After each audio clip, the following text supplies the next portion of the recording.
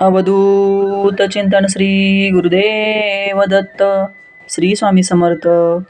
आपल्या चॅनलमध्ये सर्वांचे स्वागत. आजचा आपला विषय आहे गुरुपौर्णिमा का साजरी केली जाते, त्यामागील पौराणिक कथा काय आणि गुरु शिष्याचे नाते कसे असावे. चला तर मग व्हिडिओला सुरुवात करूया. संपूर्ण भारतात गुरुपौर्णिमेला विशेष महत्त्व आहे. गुरुपौर्णिमा मोठ्या उत्साहात आणि आनंदात साजरी केली जाते. गुरुपौर्णिमेला आषाढ पौर्णिमा आणि व्यास पौर्णिमा म्हणूनही ओळखले जाते. यंदाची गुरुपौर्णिमा बुधवार दिनांक 29 जुलै रोजी साजरी केली जाणार आहे. हिंदू धर्मामध्ये गुरुला देवासमान दर्जा देण्यात आला आहे. या शुभ दिनी गुरूंचा आशीर्वाद घेतला जातो आणि गुरूंची मनोभावे पूजा केली जाते. गुरुपौर्णिमा ही महर्षी वेदव्यास यांना समर्पित करण्यात आली आहे, कारण याच दिवशी महर्षी वेदव्यास यांचा जन्म झाला होता. त्यामुळे हा दिवस गुरूंच्या प्रती सन्मान आणि आदर व्यक्त करण्यासाठी साजरा केला जातो. ही गुरुपौर्णिमा का साजरी केली जाते आणि त्यामागील कथा काय आहे, गुरु आणि शिष्याचे नाते कसे असावे, हे आपण आज आपल्या व्हिडिओमध्ये जाणून घेणार आहोत.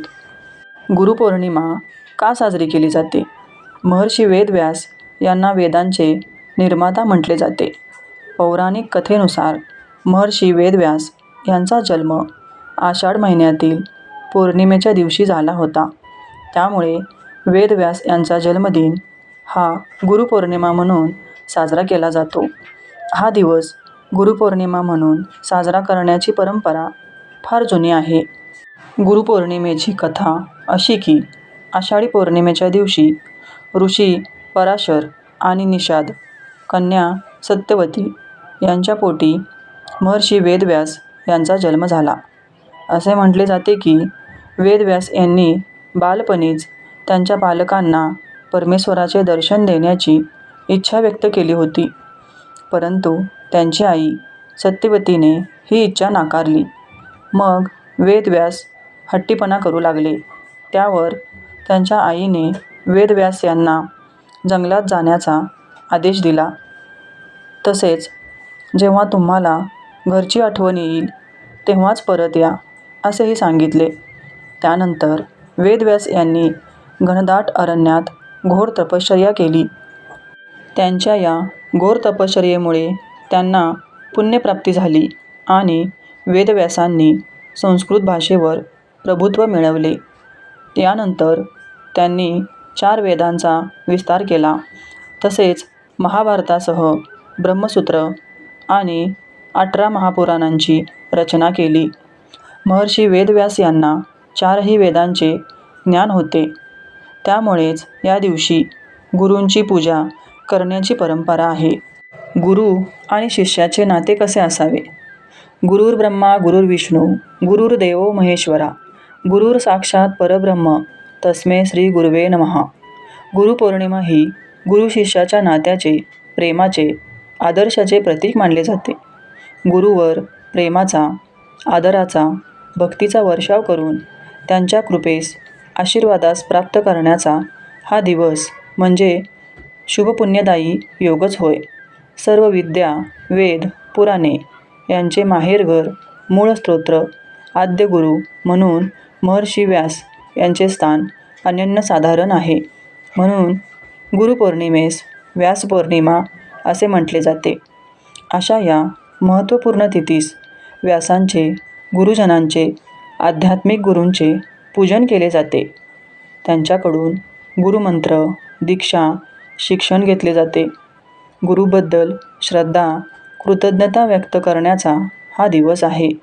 या दिवशी गुरुची विधिवत पूजा केली जाते. पूर्वी मौजीबंधनानंतर मुलांना गुरुग्रही आश्रमात विद्या शिकण्यासाठी पाठवत असत. गुरु मन लावून सर्व विद्या शिकवत. व्यक्ती नाशवंत आहे, पण विद्या ही अक्षय धन आहे. विद्याभ्यास पूर्ण झाल्यानंतर शिष्य घरी जाताना गुरुजींना वंदन करून गुरुदक्षिणा काय देऊ असे विचारत. एकदा एक गुरु म्हणाले, तुला जर गुरुदक्षिणा द्यायची असेल तर मी जसे शिष्य तयार केले तसेच तू अनेक शिष्य तयार कर. तुझे ज्ञान इतरांना वाट. हीच माझी गुरुदक्षिणा. असे आदर्श गुरु आपल्या भारतात पूर्वापार होते, आहेत व होतील यांचे स्मरण, त्यांची कृतज्ञता म्हणून हा दिवस साजरा केला जातो. वेदव्यासांनी गुरुपौर्णिमा या दिवशी महाभारताच्या 5व्या खंडाची सुरुवात केली. गुरूंचे ज्ञान आणि विचार आचरणात आणावे हाच गुरुपौर्णिमेचा उद्देश आहे. गुरूंच्या पूजनाने पाप नष्ट होते आणि शांती लाभते. श्री गुरूंच्या छायेत बसल्याने मन व बुद्धीचा विकास होतो. वेदशास्त्र आणि उपनिषदामध्ये ग्रंथित केलेले ज्ञान शिष्याला देण्यासाठी परमेश्वराने गुरुला जनतेच्या कल्याणासाठीच पृथ्वीवर आणले. गुरुचे मन संयमी व एकाग्र असते. कोणत्याही परिस्थितीत त्यावर परिणाम होत नाही. विद्यादान न संपणारे श्रेष्ठ दान आहे. गुरुचे शिष्य सवाई व्हावा अशीच गुरूंची आंतरिक इच्छा असते. असे अनेक आदर्श शिष्य आपल्या भारतीय परंपरेत झाले आहेत. श्रीरामांचे गुरु वशिष्ठ व विश्वामित्र, श्रीकृष्णांचे गुरु सांदीपनी, गौरव, पांडव, एकलव्याचे गुरु द्रोणाचार्य, ज्ञानेश्वरांचे गुरु निवृत्तीनाथ, निवृत्तीनाथांचे गुरु गहिनीनाथ, गोरक्षनाथांचे गुरु मचिंद्रनाथ, एकनाथांचे गुरु जनार्दन स्वामी, विवेकानंदांचे गुरु श्री रामकृष्ण, शिवरायांचे गुरु संत तुकाराम, कल्याण स्वामींचे गुरु संत रामदास असे अनेक गुरु आपल्याला दिसून येतील. आत्मज्ञान हेच सद्गुरूचे स्वरूप आहे. गुरु म्हणजे अढळ श्रद्धा. अढळ श्रद्धेने सर्व साध्य होते. गुरु हा ब्रह्मदेवाप्रमाणे सद्गुणांचा पोषक व महेश्वराप्रमाणे दुर्गुणांचा संहारक आहे. मानवाच्या अज्ञानी आसुरी वृत्तीवर संयम ठेवावा लागतो. ही संयमाची प्रेरणा मानवाला गुरुपासून मिळते. जीवनात खरा मार्गदर्शक गुरुच असतो. ब्रह्मानंदम परमसुखदम केवलम ज्ञानमूर्ती द्वंद्वातीतं गगनसदृशं तत्त्वमस्यादिलक्ष्यम् एकं नित्यं विमलमलचलं सर्वधी साक्षीभूतं भावातीतं त्रिगुणरहितं सद्गुरु तं नमामि.